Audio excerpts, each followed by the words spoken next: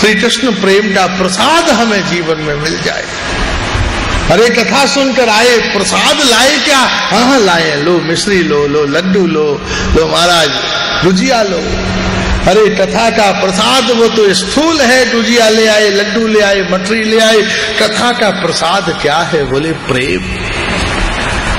तो आंखें रेगिस्तान की तरह सूखी थी, उनमें पानी आया कि नहीं? जो काने निंदा सुनते सुनते झाड़ लग गई थी, उन कानों में आनंद के मंगल रसों का द्राव हुआ कि नहीं?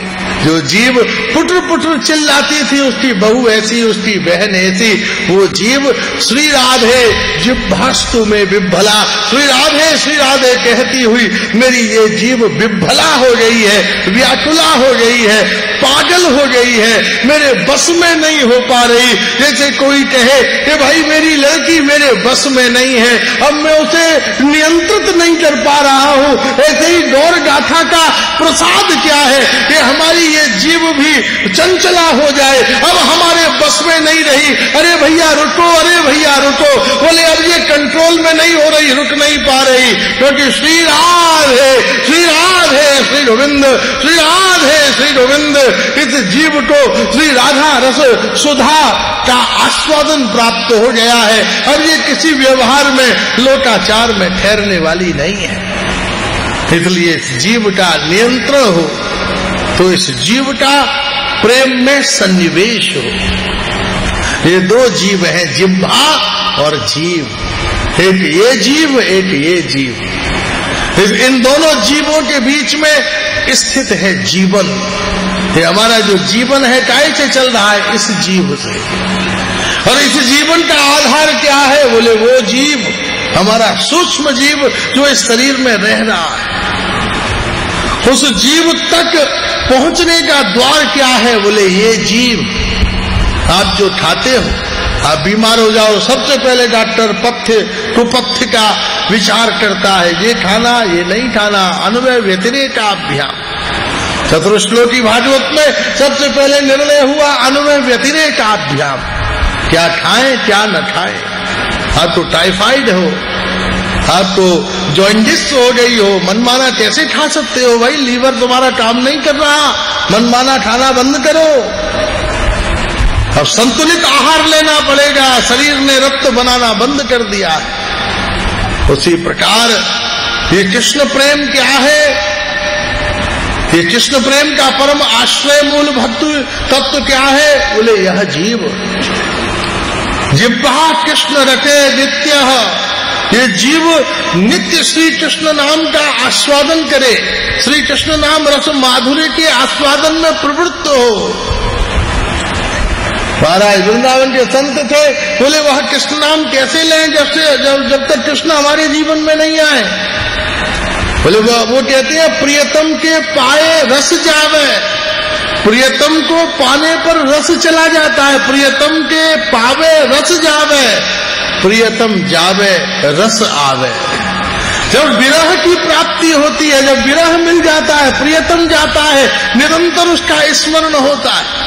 पति बराबर वाले कमरे में होता है, पत्नी को याद भी नहीं होता कि कहाँ बैठा है, क्या कर रहा है, खाया कि नहीं खाया।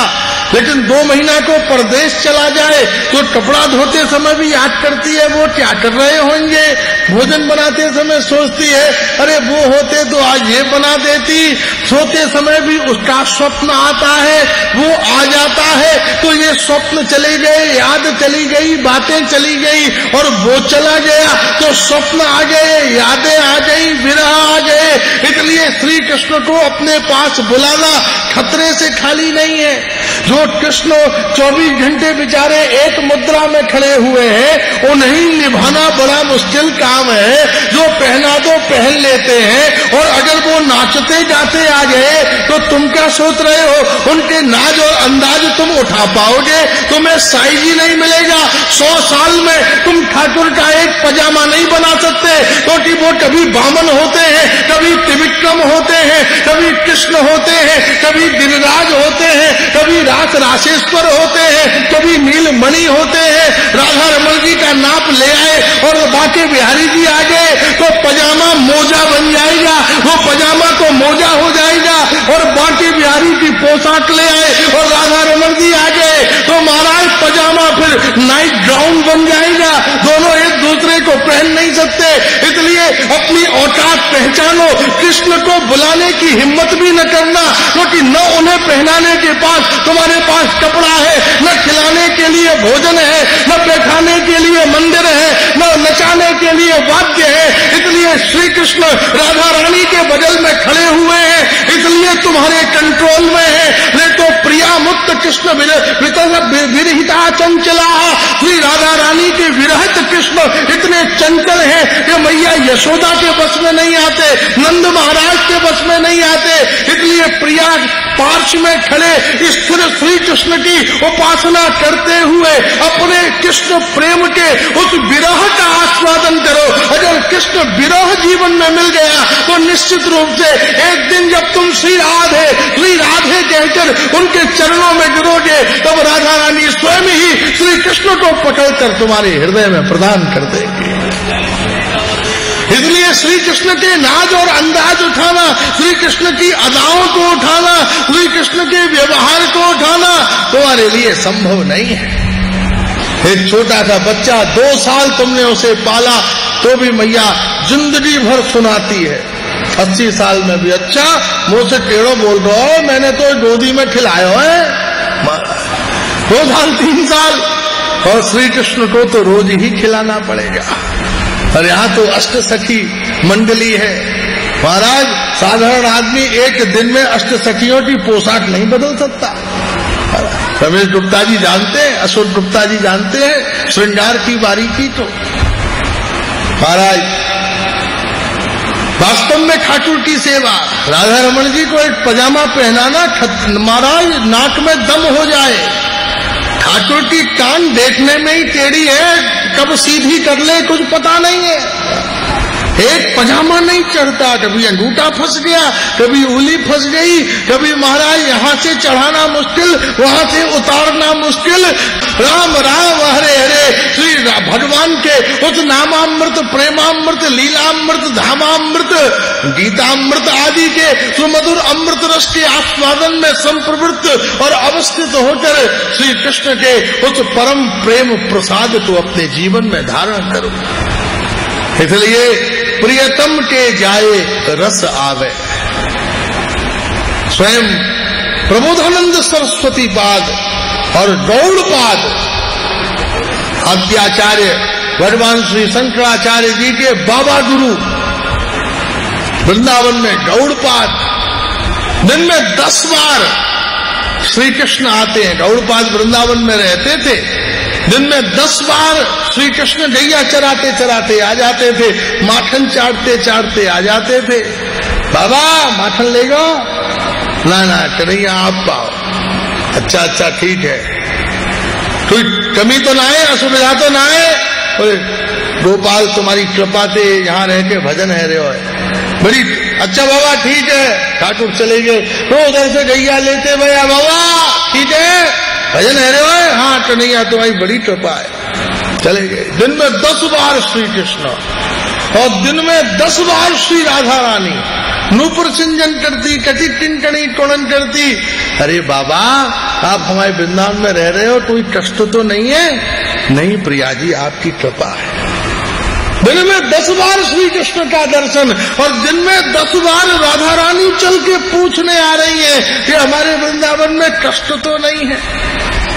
एक दिन देखे बाबा के होठ सूखे हुए, चेहरा बहुत कमजोर, बाबा उदास बैठे, माला जोली हाथ में फंसी हुई, मंत्र चल ही नहीं रहा था, उंगली चल ही नहीं रही थी, बाबा बैठे।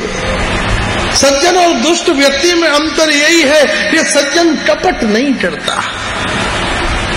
भजन नहीं हो रहा है, क्या हाथ में माला झोली लेके क्या करेंगे? भैया बैठ जाती है। सत्य जीवन का वह सत्य उस सत्य से प्रतिष्ठित होता है, अवस्थित होता है, बैठ जाती है भैया। हम कपट कर लेते हैं। माला झोली तो हाथ में है, उंगली भी सामने है, दिखा रहे हैं उसने ये किया, माला चल नहीं रही। मन कहीं है, बुद्धि कहीं है, सोच कहीं रहे, किसी को अपने से छोटा, किसी को अपने से बड़ा, भेद बुद्धि ने हमको चारों ओर से जकड़ लिया है, आग्रहों में हम बंधे हुए हैं। भजन चल नहीं रहा, एक माला नहीं हो रही। और आजकल तो लोगों ने माला झोलियों में ही जेब भी बना ली है। अकेली माला से ही महाराज भजन नहीं हो रहा था, अब तो 4-4 जेब, एक जेब में मोबाइल, दूसरे में डायरी और पेन, तीसरे में वो महाराज वो टॉफी और कैंडी और मिश्री के टुकड़े, गला हो जाए तो माला झोली में से ही प्रसाद भी लेना शुरू कर दे। भजन का आडंबर मात्र होता जा रहा है, कहां भजन हो रहा है? अरे भैया, एक माला रोज कर लो, 16 माला रोज कर लो, 64 माला रोज कर लो, बड़ी खुशी की बात है, लेकिन भजन होना चाहिए, व्यवहार नहीं। गुरु जी ने कहा 16 माला रोज करना, हम सवेरे 7 बजे उठा, महाराज शताब्दी दौड़ी जा रही है, खटर खटर खटर खटर, और जैसे ही 16 माला पूरी हुई, माला झोली फेंकी, आज का काम चंगा, अब पूरे दिन झूठ बोलो, अरे हमारा जो मर्जी में आए सो करो, गुरु आज्ञा पूरी हो गई, अब अपनी आज्ञा सुनाओ। भजन नियम नहीं होना चाहिए, भजन व्यसन होना चाहिए। भजन नियम तक बंधा हुआ है, ये प्राइमरी स्टेज है, ये ठीक ही है, उचित ही है, आपको ये तो याद रहे कि भाई इससे कम नहीं हुआ, लेकिन ये प्राइमरी स्टेज है।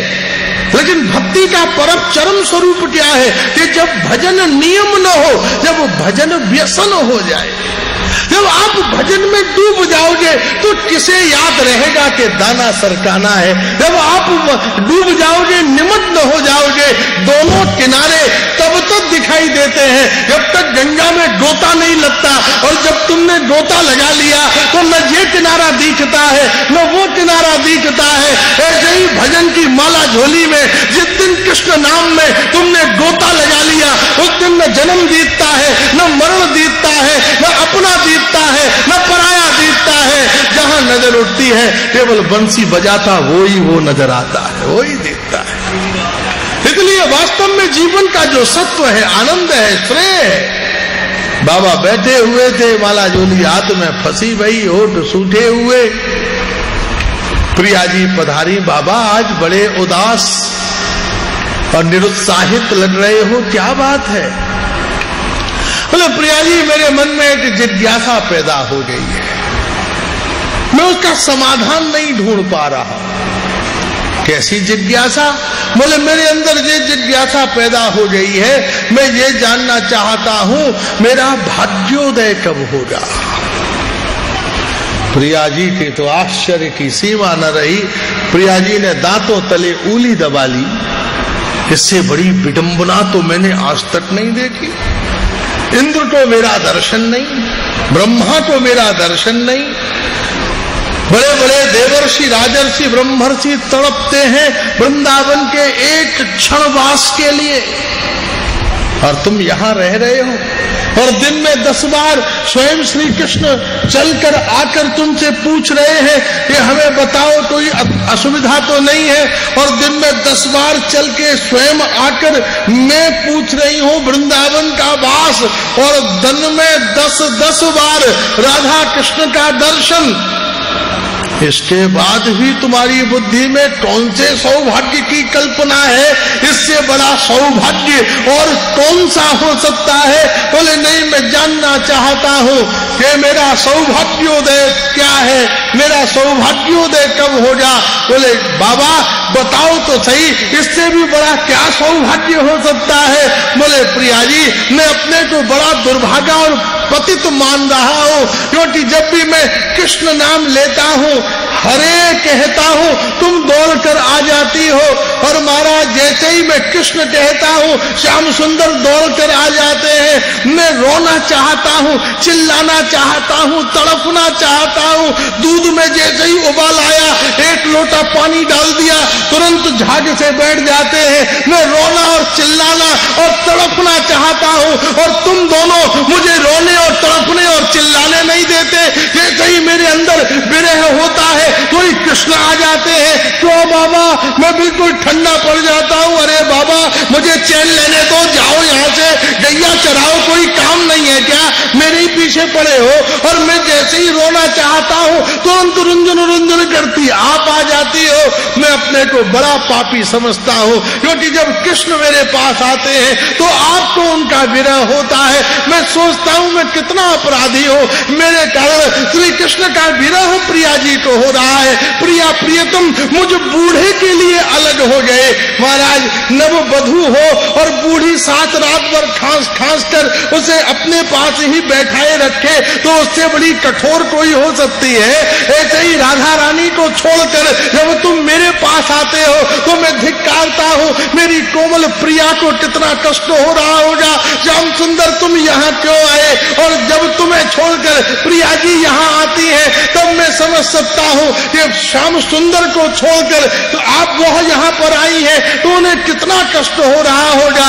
हे गोविंद, मेरा सौभाग्योदय कब होगा कि आप राधा रानी के पास हो, राधा रानी आपके पास हो और मैं वृंदावन की रज में लुंठित होता हुआ श्री राधे श्री गोविंद, श्री राधे श्री गोविंद कहकर जमुना में गोता लगाऊं, वृक्षों का आलिंगन करूं। राधा रमण, राधा वल्लभ, रंगनाथ, बांके बिहारी, राधा गोविंद देव, राधा मदन मोहन, राधा गोकुलानंद, राधा श्याम सुंदर आदि सब संत भक्त वैष्णवों की चरण धूलि में लेटता हुआ श्री राधे कहकर रो रो कर पूरी रात्रि बिताऊं, लेकिन मेरे तड़पने और रोने पर भी हे राधा गोविंद मुझे आपका दर्शन प्राप्त न हो। इसलिए जिह्वास्तु में विभला, ये जिह्वा विभला हो जाए। राधा कृष्ण रस नाम माधुर्य के आस्वादन के लिए उस परम प्रेम की, उस उज्जवल प्रेम की मुझे प्राप्ति हो, उस परम प्रेम की प्राप्ति हो जो अत्यंत उज्जवल हो।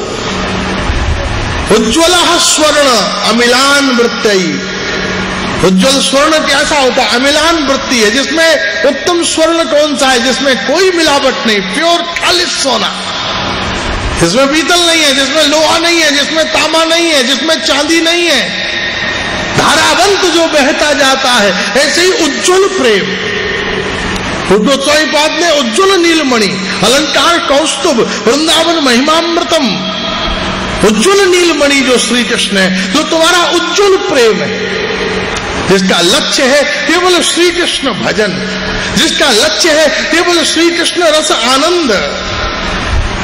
हम महाराज धाम में चले जाते हैं,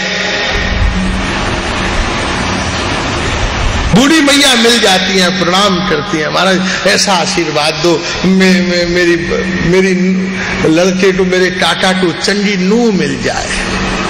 अरे मैया तू पहले अपने लिए तो खोज, वो काका को तो मिल जाएगी, वो लुधियाना में कोई ना कोई बढ़िया जी सब बता देंगे, अच्छे अच्छे सब बता देंगे, कोई बढ़िया नूह।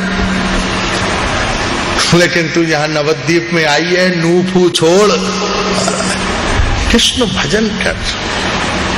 बूढ़ी बूढ़ी माताएं वृंदावन चली जाती है, वृंदावन चली गई, रात में 10 बजे पूछती है महाराज कहीं एसटीडी है क्या यहाँ पर? अरे तुमको क्या करना है रात में 10 एसटीडी, 90 साल की जो बूढ़िया यहाँ भजन करने आई है, तुझे एसटीडी का? बोले नहीं महाराज, मैंने सोचती हूँ जरा घर में नू के कोल गल कर आऊं। फिर फोन मिलाया, ओ लाली तुसी उठी चंगे सी। उधर से बहू बोली माता जी तुसी वृंदावन में हो तो असी इतने चंगे ही चंगे सी। महाराज जब तक तुम वृंदावन में रहोगी हम इतने चंगे ही चंगे। महाराज हम बंधे हुए हैं दुनिया से, हमारे बिना क्या होगा? लेकिन सत्य ये है कि हमारे बिना सब मस्त है, हमारे बिना सब कितनी बड़ा पागलपन है। हम सोच रहे हैं हमारे बिना दुनिया विफल है, जबकि सत्य ये है कि हमारे बिना सब मस्त हैं। लेकिन हम सोच रहे हैं कि हमारे बिना कृष्ण मस्त हैं, लेकिन ये गलत फहमी है। जब तुम संसार की ओर होते हो तो कृष्ण दुखी होते हैं, और जब तुम कृष्णोन्मुख होते हो तो कृष्ण प्रसन्न होते हैं। ठाकुर फूल से माला से प्रसन्न नहीं होते। अरे ठाकुर तो नित्य प्रसन्न है, तुम उन्हें क्या प्रसन्न करोगे? 1 किलो खीर बना ली, 250 ग्राम बादाम, थोड़ी सी केसर डालकर भोग लगाई, हम दम में कहते हैं आज खीर खा के ठाकुर बड़ा प्रसन्न हुआ। अरे भाई क्यों बदनामी करते हो? ठाकुर क्या भूखा नंगा है जो तुम्हारी खीर से प्रसन्न हुआ? वो भिखारी नहीं है, भिखारियों जैसी बात करते हो। ठाकुर खीर से प्रसन्न नहीं होता, ठाकुर चावल से प्रसन्न नहीं होता, ठाकुर 56 भोज से प्रसन्न नहीं होता। 56 भोज तो दुर्योधन ने भी भोज लगाए थे, ठाकुर ने नजर उठाकर भी नहीं देखा। ठाकुर तुम्हारे द्वारा लाए गए साधनों से प्रसन्न नहीं होता। बोले फिर कृष्ण काहे से प्रसन्न होते हैं? बोले जब तुम श्री कृष्ण के सामने प्रसन्न खड़े हो जाते हो तो तुम्हें देखकर कृष्ण भी प्रसन्न हो जाते हैं। जिस दिन तुम श्री कृष्ण के सामने प्रसन्न खड़े हो जाओ कि हे गोपाल मुझे तुम्हारे अलावा कुछ नहीं चाहिए, उस दिन कृष्ण प्रसन्न